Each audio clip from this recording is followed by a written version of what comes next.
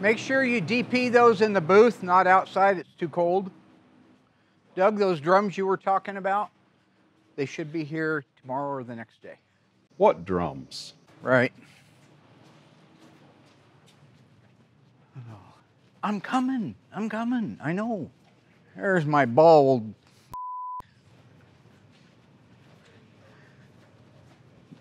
Classic's got that last evaporator valve or evaporator cord that you're looking for. Perfect, thank you. So you're welcome. How's my hair look? Fantastic. Good, good. All right, Mark, can we get you on set? All right, we got 3, 2. Live from Springfield, it's Graveyard Carz. It's Graveyard Carz Live with Will Scott, Alyssa Rose, Doug Oldham, Royal Yoakum, featuring Aaron Smith, the Graveyard Carz Ghouls, musical guest Laura Black Wines, and your host, Mark Warman. Ladies and gentlemen, Mark Warman.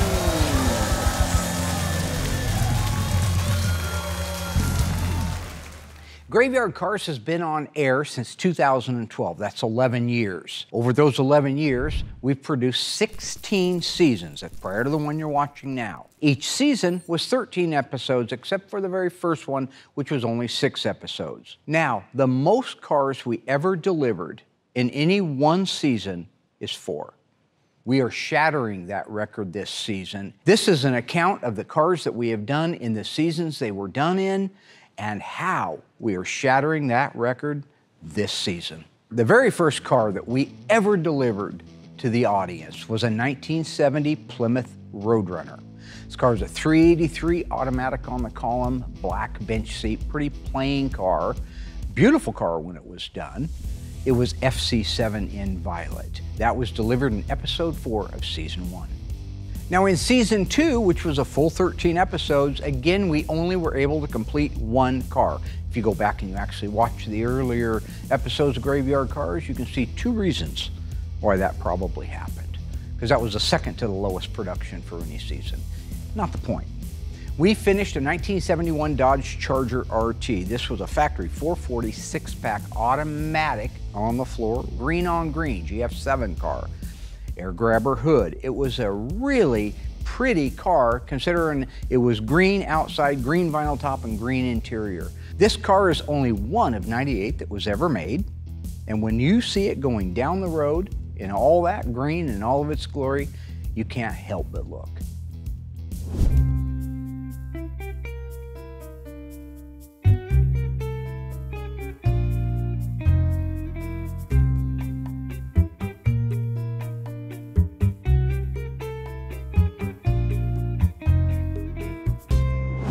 The very first car we completed in season 3 was in episode 1, our 1971 Phantasm Cuda. This is a real 344 speed car that the owner chose to have us make into a Phantasm tribute car.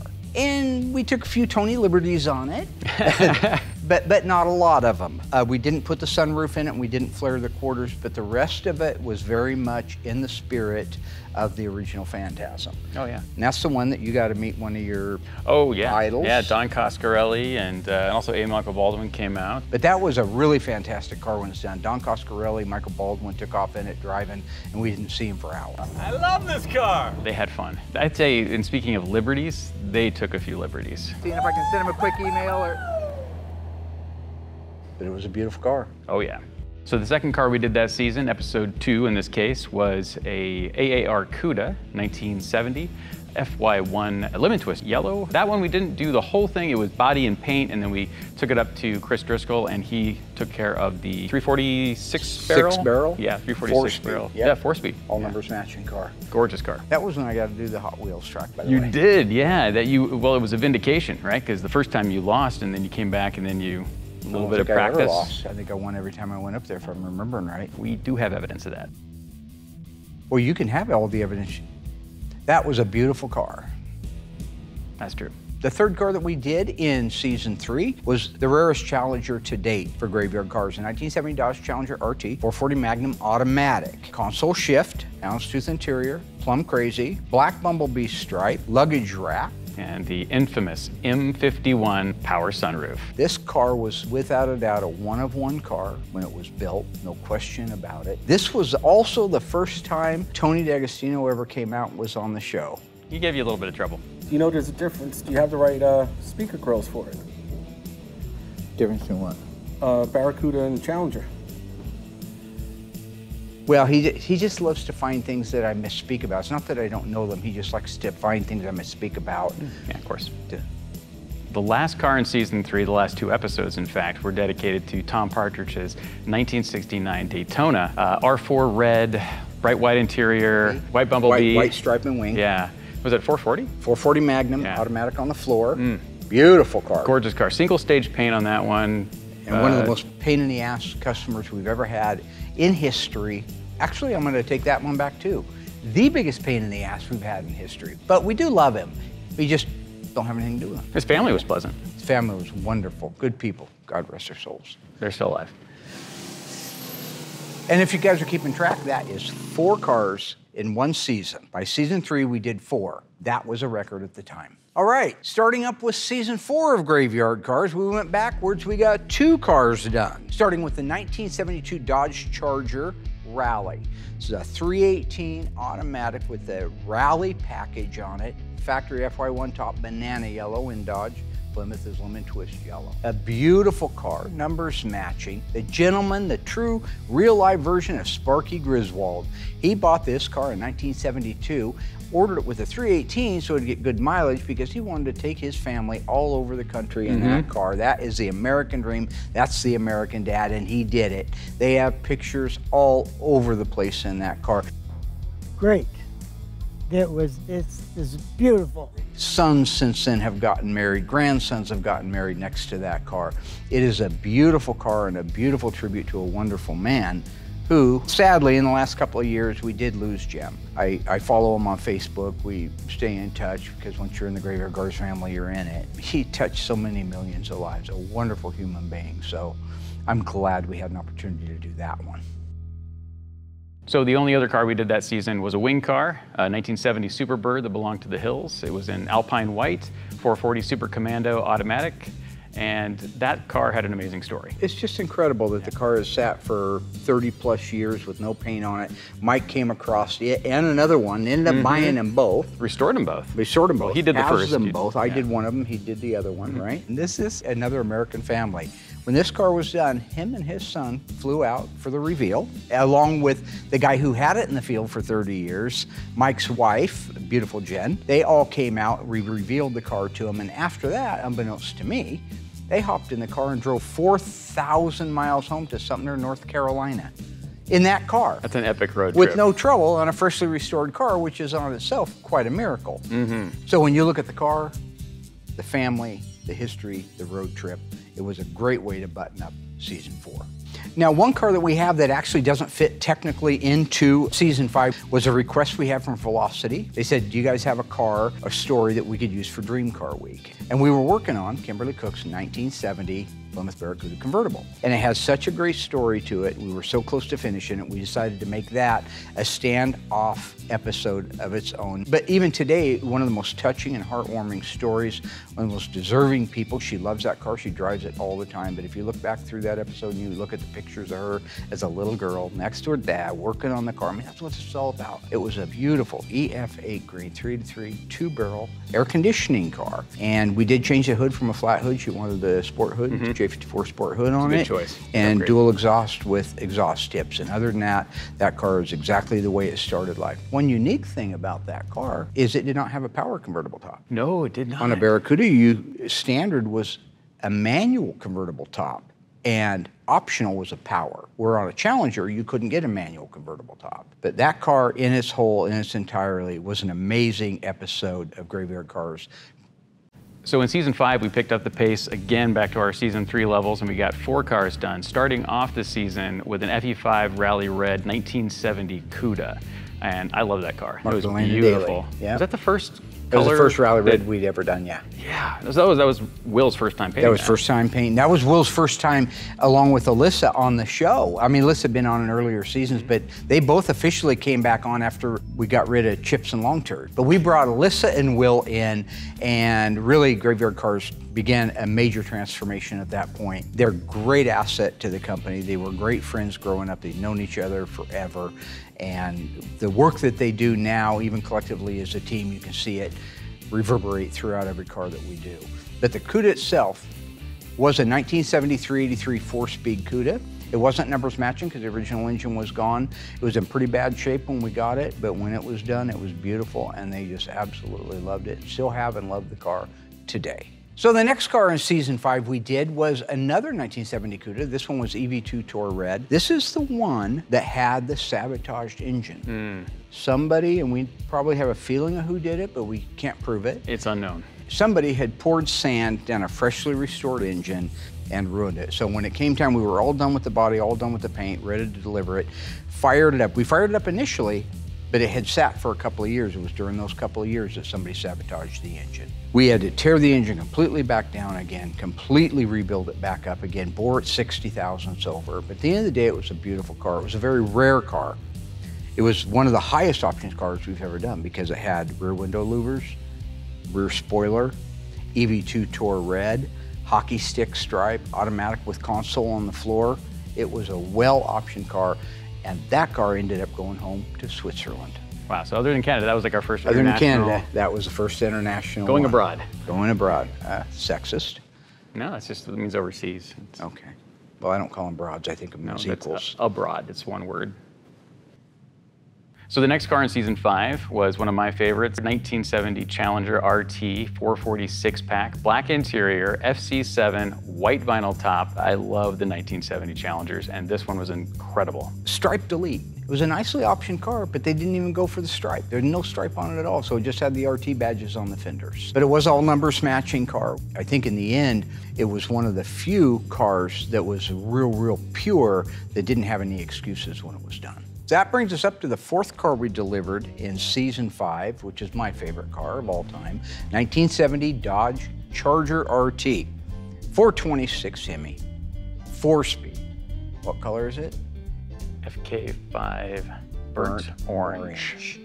Black interior, console shift, bumblebee stripe, vinyl top, absolute stunning car. One owner, family had it forever, gave it down to his son when he passed away. Guy still has a car, loves it every single day.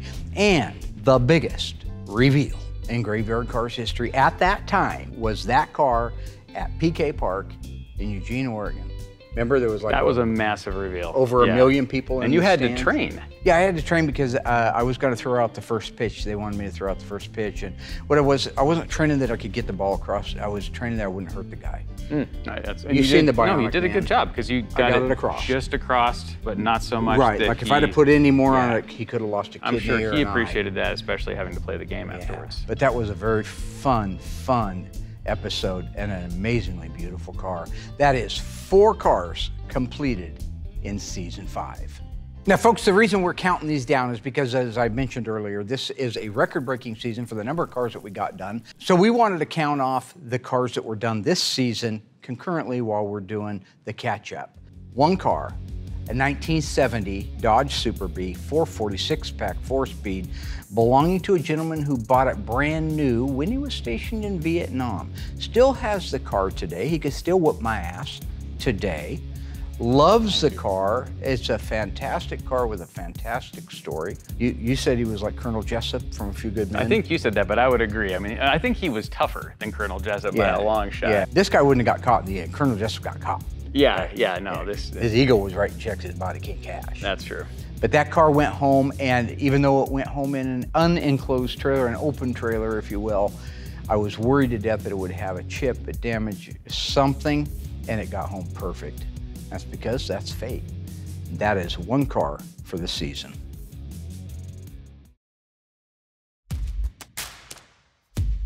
In season 6, we restored 4 cars. 71 CUDA, body and paint only, Winchester gray, I believe. Mark would know the number because I don't. GA4.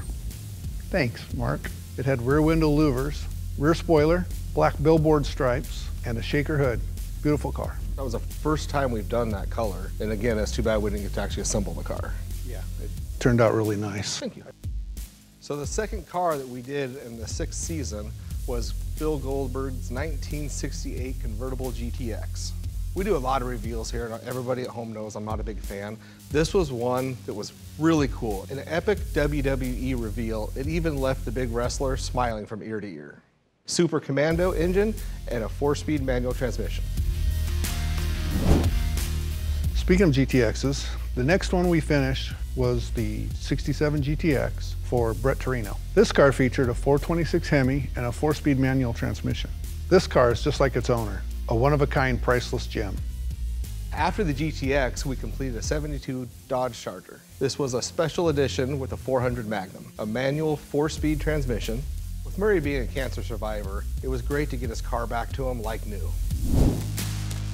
In season 7, we only finished 3 cars. The first one was a 69 Hemi Roadrunner convertible. This car was painted Q5. What color is that? Beautiful seafoam turquoise. Seafoam turquoise. Yeah. Automatic transmission. Yes, sir. It also featured power windows. It is believed to be the only one built that way from the factory. The next car that we got completed in season 7 was our 1971 Sema. It featured the 392 crate engine, 6-speed Silver Sport transmission. This car had it all, and it let everyone know that Graveyard Cars has arrived. Even still today, it's one of the most photographed and talked about cars at the Mopar booth at Sema. Speaking of arriving at the show, there's no better example than that of the 71 Phantom Cuda that we finished. A car that was thought to never live again, was not only raised from the dead, but is considered one of the top 3 builds of Graveyard Cars history. So in season 8, we were able to reveal 4 cars. First one being a 1971 Challenger RT. A rare car indeed, with one owner that featured factory FJ6 Green Go with black leather interior, and it was optioned with a formal roof package and RT stripes. The next car was one of my favorites, the General Lee. This was the actual freeway jump car that was in the 2005 movie with Jessica Simpson. You missed our joyride in the General Lee. We took the car out, got pulled over. You by Mark? By Mark. He had the whole get up. He had the dog and everything. He found a suit that fit? The first one he had was kind of tight. But he did find another one, I heard. In episode 7 of season 8, we finished this gorgeous 1970 Roadrunner with a 383 4-speed and FY1 lemon twist yellow. While they made quite a few of these cars back in the day, this one held special memories for the owner and his family. Oh my gosh, it's beautiful. And reminds us, as one of the most important things we do, is celebrate family and friends. The last car we finished in season 8 was the 1970 Dodge Challenger RT that formerly belonged to Chips. It was an all numbers matching 440 Magnum, 4-speed transmission, painted plum crazy, with a white longitudinal stripe and a black vinyl top. It also featured a black leather interior. Since this is our record-breaking year for deliveries, we can't forget our very special 1971 Roadrunner. This car touched the hearts of everybody who watched it.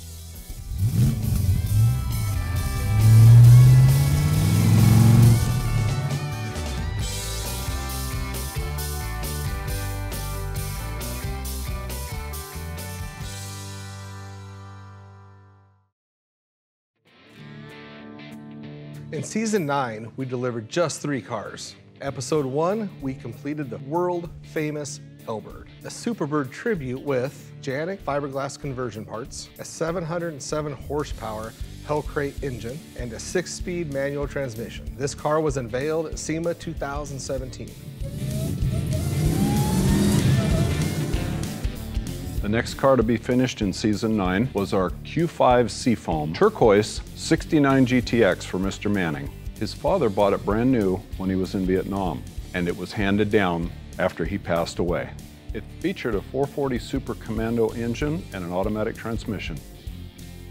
The last car we did in season 9 was our 1970 Challenger RT SE. This car is loaded with options like speed control, power windows, air conditioning, and leather seats. It was a 440 Magnum with an automatic on the column. In Season 10, we were only able to complete 3 restorations, starting with one of my favorite cars, the Little Dead Wagon. It featured a Ray Barton 426 Hemi with a blower shop 871 supercharger. This unique little truck was unveiled at the 2018 Sema show in Las Vegas.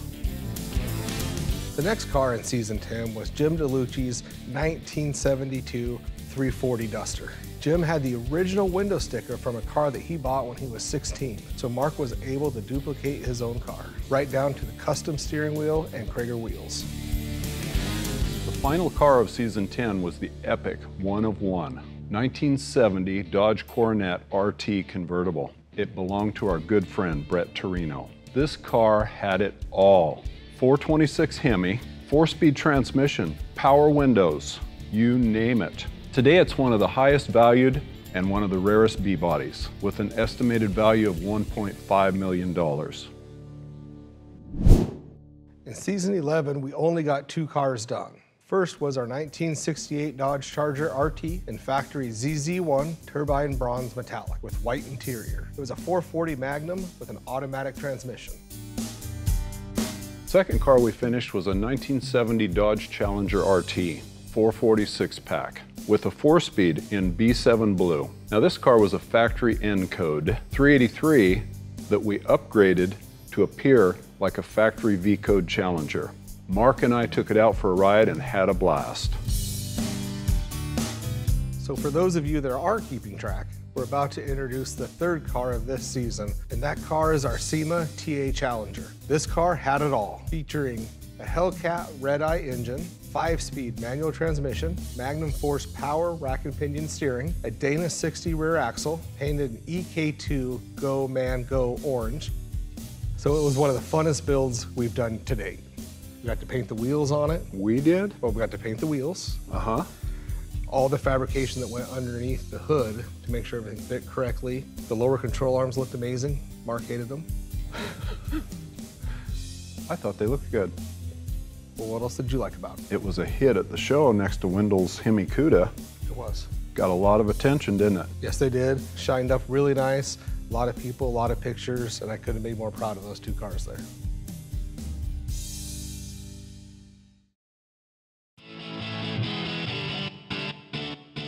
All right, folks, we are up to Season 12 of Graveyard Carz, and unfortunately, we took another nosedive in production, and we're only able to complete 3 cars. First of those 3 cars was a gorgeous 1970 Cuda tribute car. Started life as a Grand Coupe, like your old car, 318 4-speed, like your old car, but we converted it into a 446 barrel, 4-speed. Rally instrument cluster, J54 sport hood, again, FE5 Rally red. It was a really nice little tribute car when it was done. Okay. Another car we finished in Season 12 was one of my favorites as well. A beautiful 1971 Cuda convertible. A 340 cubic inch engine, a 3-speed manual transmission in FC7 in violet. This car featured white interior, a white billboard stripe, making it a stunning car. This car, I believe, was one of one. It is indeed one of one. The last car we finished in Season 12 was also the very biggest car that we had done pretty much prior to that. It was a 1958 Plymouth Fury, or as we know it, Christine. This car was an experiment between Graveyard Carz and Mopar. We took a 1958 Plymouth Belvedere, converted it to look like a Plymouth Fury from the movie Christine, and then we installed the evil 1,000 horsepower all aluminum Elephant engine in it. We backed that up with a Silver Sport 4-speed automatic transmission and an 8 3/4 rear end. It was painted the same red as the original Christine movie car with the matching red guts, and it stole the show at Sema and is still one of the most talked about cars in the history of Graveyard Carz. It was beautiful. It was a beauty.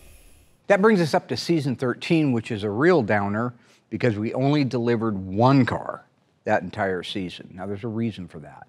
That was when COVID was going on. We pushed through and got one car finished and delivered to the owner. And that was Mr. Martinez's 1970 Plymouth Roadrunner. This car is an exact twin to the one he had bought brand new when he was a kid and used to ride around with his younger brother, Ida Ed, in the passenger seat. We converted it from what he would have had, which is a 383 4-speed originally, over to a 392 crate engine and a 6-speed Silver Sport transmission, bucket seats, 354 Dana in the back. It was painted EW1 Alpine White, the black vinyl top, and a V21 sport treatment on the hood.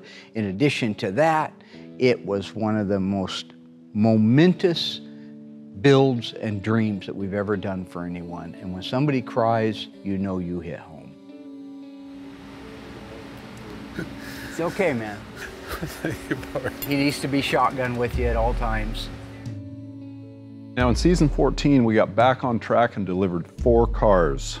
Now the first car we did this season in season 14 was a 1970 Cuda Tribute.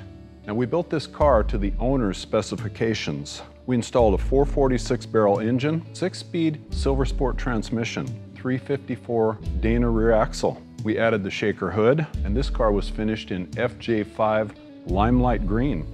And if you recall, that car is the one they wanted a monster cam in because all she remembered was the Cuda in high school that some guy, Johnny Head we'll call him, had with a huge camshaft. So the requirement was a huge camshaft. We ended up installing a comp cam mother thumper. It's a mother thumping cam in a mother thumping Cuda.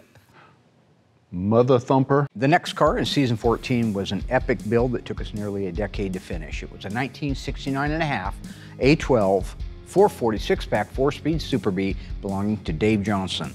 This car had been with us a long time. It's a spring green car, F6. Foxtrot 6 is the paint code on it. Again, it was a 4-speed black bench interior, all numbers matching. Remember, the A12 has a fiberglass liftoff hood. When you drove this car up and down the road, you felt like you were pulling a wheelie. That thing laid you back in the seat. In the end, we were able to fulfill a lifelong dream of his father's, which is the same as a lifelong dream for him.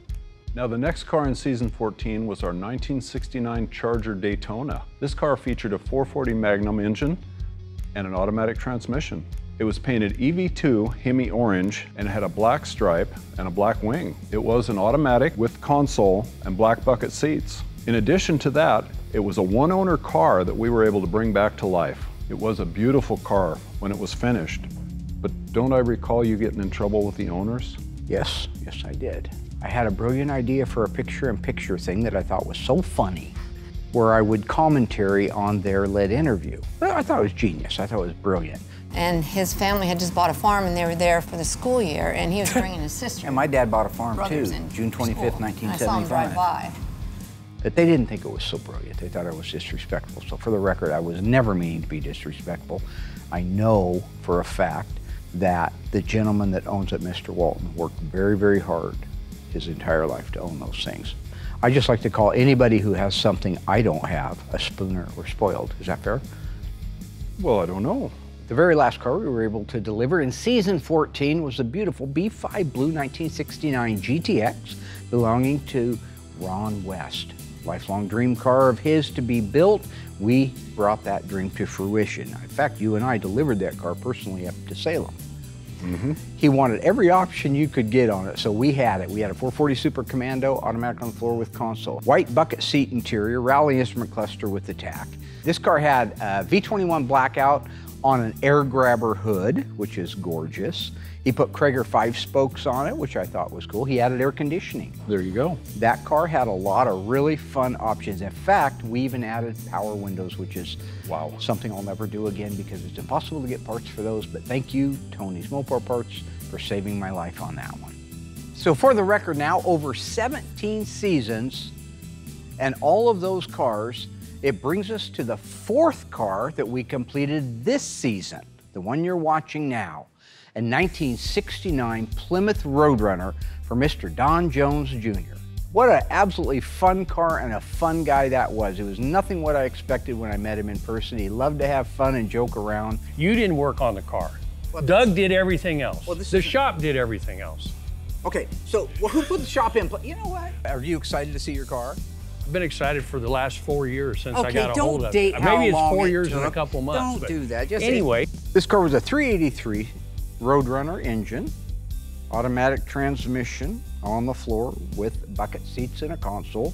This car was painted in A4 silver, had a black vinyl top, a full one versus the one that he had in his original car, which was an add-on half vinyl top. He wanted to have the full vinyl top. We added the V21 hood blackout on it. This car had black bucket seat interior in it, and it was an air grabber. When that car was completed, we delivered it to his showroom in Cottage Grove, right where the original Chrysler Plymouth dealership used to sit, that you and I went down and looked at cars as young kids. Don was elated. He actually welled up a little bit, which I think is a great sign, especially for somebody of his stature. I told myself I wouldn't get emotional. That's okay. Okay, and That's okay. Wow. You know that car meant something to him way down inside. And that's really what Graveyard Carz is about. And that makes number 4 for this season.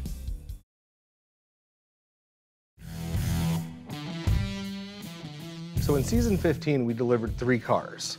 First of all, it was a 1968 Roadrunner for Mr. Curtis, 383 4-speed car. And a couple of cool factors about his car is, one, it was done in QQ1, which is a beautiful blue, matching bench seat, some weird package that comes with it. Oh, this is the one. Don't interrupt, it's not right. They provided all the reveal footage to us. So the car got shipped to their house, they recorded it with their phones, gave it to us to air to you guys. It was actually kind of a unique take on things, so it was pretty cool.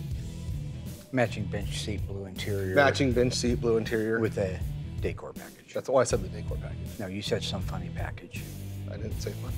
The next car we finished after that was a 1970 Plymouth Cuda, one of your favorite cars. It won it by far. 340 automatic, but this is a factory FM3 hockey stick car. Very, very rare colors. Now, all we did was the body and paint on it. The owner wanted to do the assembly himself, but it came out gorgeous. And even the assembly that he did, I mean, the car looked really good done. I just wish we could have done it being the first pink car. So the last car that we did of season 15 was Cindy D'Agostino's 1970 Challenger. This was a gorgeous car, 440 automatic car, purple, white top, white stripe. This was the car that Tony took a lot of liberties on. Mr. OE wasn't quite OE on this car. Yeah, why? Ellis Island hasn't got that many liberties. He added everything. He added the bench seat, he added the automatic on the column, the white stripe, the white top. He just wouldn't stop because he had the parts. No, he's not Mr. Original. Everybody at home, let's just make that clear. But Cindy, you got a beautiful car and you're a sweetheart of a woman. You deserve that car. And moving on to season 16, we only did 3 more cars. If the painter got them done quicker, we'd Oh, get no, them done sir. quicker. I'm on 1969 Dodge Charger RT Special Edition A47.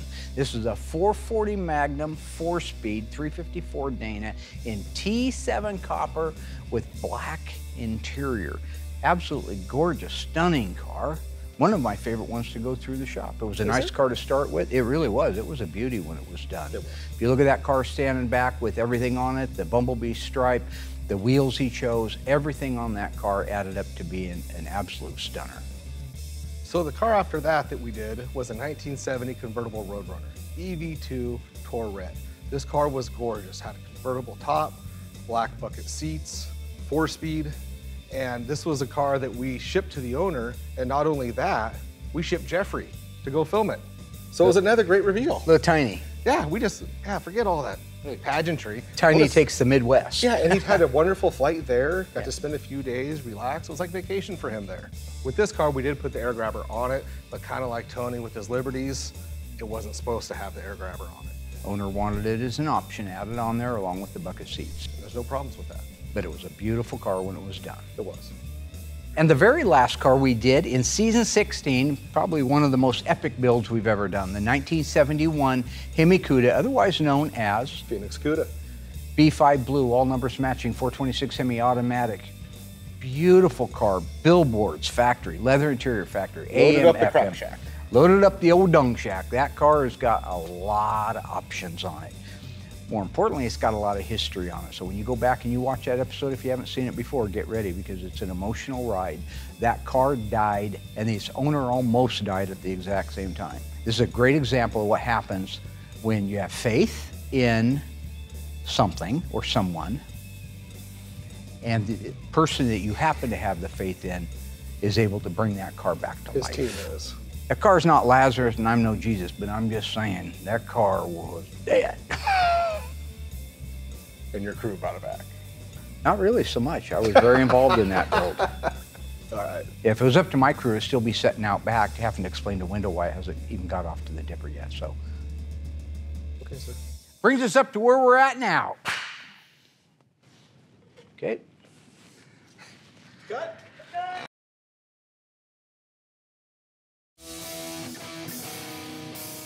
And now we are up to the record-breaking number of cars for this season, number 5, which is our catalog CUDA, the 1971 426 Hemi automatic that we debuted earlier in the season. That is our number 5 benchmark right there. It's a 426 Hemi automatic. We built that car from an AMD catalog. Gorgeous car, what you call a tuxedo, meaning it's black with the white billboard. Yeah, just like if we were in a tuxedo, right? Yeah. Beautiful car, shaker hood, automatic. He went with the 3-inch exhaust on it with cutouts, really cool stuff. He also added Kragers to the car, which I thought was a really nice touch. When you stand back and look at that car from the very, very front to the very, very back, it's amazing that it all started in a box. It's insane. And that's number 5. That's the big one. 5 cars, 1 season, folks. I'm thinking you may have missed one. I know you're kind of doing them out of order, and that was, but I think you had a 6th.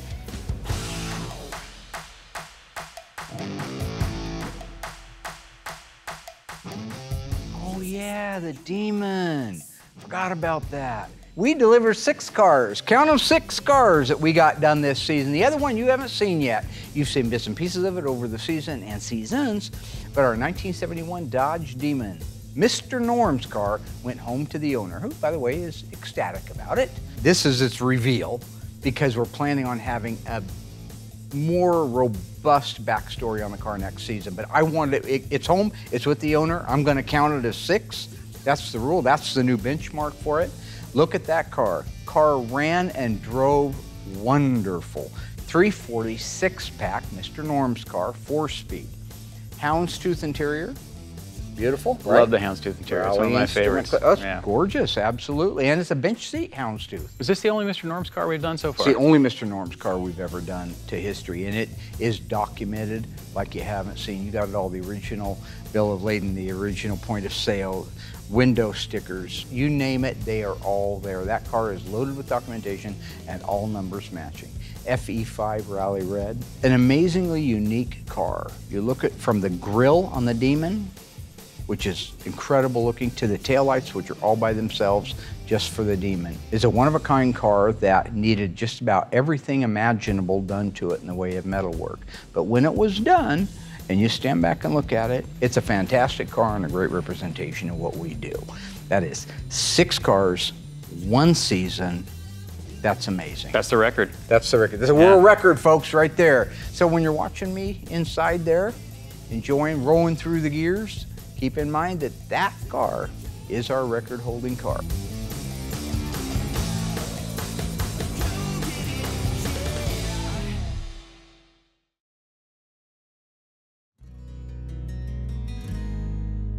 Because of all this, because this is the last episode of the season, I have something very special. A good friend of mine, Laura, reached out, who made a beautiful song and video tribute to her late father, who had a '68 Roadrunner. And as I watched it, and of course I always well up because I'm a big baby, you know, but I love memories and sometimes that's all we have. I reached out and talked with her and said, listen, I would love to do a tribute to everyone who's ever had a car done here, but I want to play your song to it. And she agreed to that. She thought it would be a great idea. So for the grandmas and the grandpas, and the moms and the dads, and the sons and the daughters, and the brothers and sisters, and friends and family, that all these cars we do mean something to, this song is for you. Oh my God.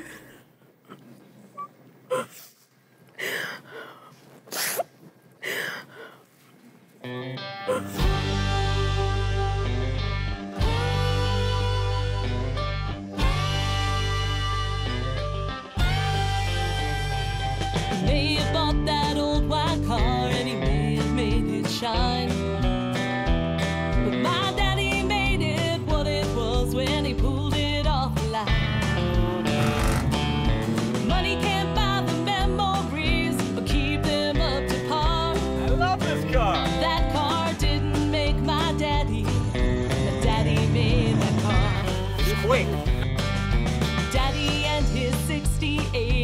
rip down at the track.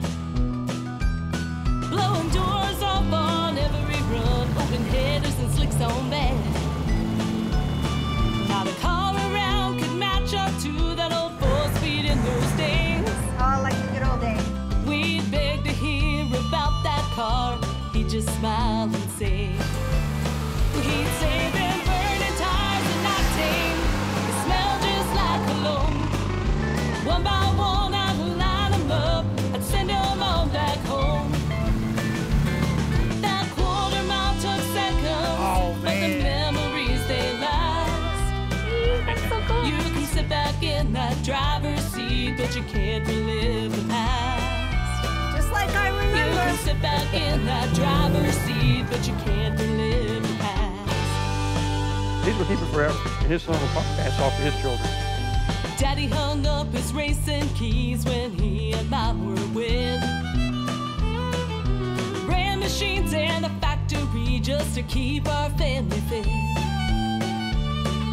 The hero of the track became the hero of our home. Mama, let's get a ticket in this thing. Still sitting in the driver's seat, just on a different road. He'd say them burning tires and octane, they smell just like cologne.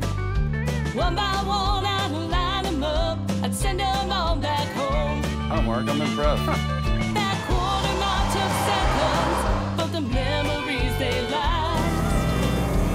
You can sit back in that driver's seat, but you can't relive the past. I will enjoy it with my son. You can sit back in that driver's seat, but you can't relive the past. I wanted to get it done for him. But Daddy and his car have been gone for quite a time. But his name is brought up anytime a Mopar hits the line. He'd say them burning tires and octane, they smell just like cologne. One by one I'd line them up, I'd send them on back home. Wow. Oh, that quarter mile took seconds, Oh my but the gosh. memories they last. You can sit back in that driver's seat, but you can't relive the past.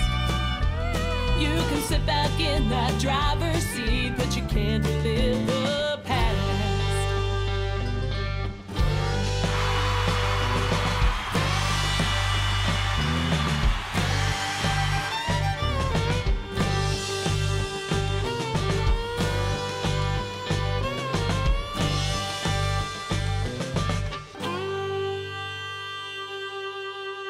Thank you very much to our special musical guest, Laura Blackwine. Thank you to the team.